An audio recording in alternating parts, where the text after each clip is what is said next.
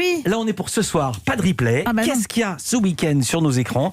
Et est-ce qu'un thème se dégage des programmes que vous avez retenus pour nous? Oui, alors c'est beaucoup plus beau, beaucoup plus esthétique que Bertrand, je suis désolée. Merci. On va commencer avec des couleurs flashy, papier peint fleuri, vêtements orangés. Ce sont les décors et costumes de la saison 3 des Petits Meurtres d'Agatha Christie qui débute ce soir sur France 2. Image très travaillée, donc, dans laquelle évoluent 3 nouveaux héros. La commissaire Gréco, son adjoint, Max Beretta, et une psy, Rose Bellecour. Conversation entre ces deux derniers.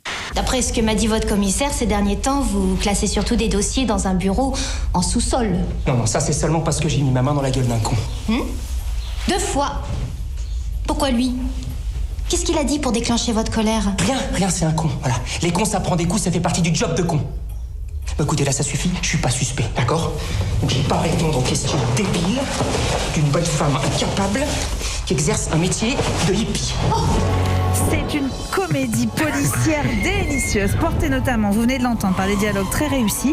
Cet épisode intitulé La nuit qui ne finit pas est l'adaptation d'un roman d'Agatha Christie du même nom. Et comme d'habitude, l'assassin n'est pas celui que vous croyez.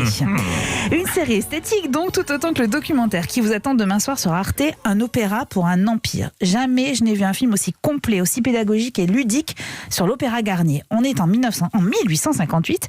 Napoléon III se rend dans une salle de spectacle qui est située rue Le Pelletier, à Paris, mais un attentat va bouleverser la soirée, des bombes explosent au moment du passage du cortège impérial et résultat... Cet attentat va avoir une conséquence, il faut construire un autre opéra. Cet opéra ne convient pas, parce que la sécurité de l'empereur est menacée. L'empereur ordonne la construction d'un nouvel opéra qui devra être plus sûr d'accès que celui de la rue Le Pelletier. Et c'est l'acte de commande donc de l'Opéra Garnier. Il faut donc un lieu sécurisé et un lieu symbolisant la grandeur de la France, bien évidemment. Et à 36 ans, c'est Charles Garnier qui va gagner le concours d'architecture. Pendant 15 ans, il va batailler pour construire cet ouvrage magnifique. Il imagine chaque coin, chaque détail à l'instar des loges. Et des loges tapissées de rouge. Garnier a utilisé la couleur rouge de manière massive, comme ça n'était pas le cas jusqu'à présent dans les opéras, parce que il savait que le bourgeois était obsédé par la question de la santé et que le teint de quelqu'un en bonne santé était un teint frais, rouge. On essaie de renvoyer une image donc de santé, de volupté, de bien-être. Vous avez compris pourquoi maintenant tout est rouge dans les théâtres notamment et à l'opéra. Voilà, c'est une des histoires que vous découvrirez parmi des dizaines d'autres. Ce documentaire est vraiment remarquable sur le fond et sur la forme, avec des témoignages d'historiens, notamment des archives très rares, et puis des reconstitutions de certaines scènes.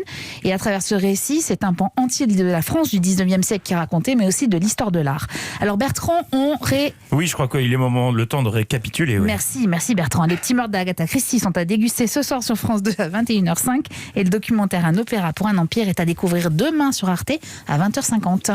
Merci Eva Rock, merci beaucoup Bertrand Chameroy. Je vous souhaite un bon week-end avec une salade niçoise de tous les diables.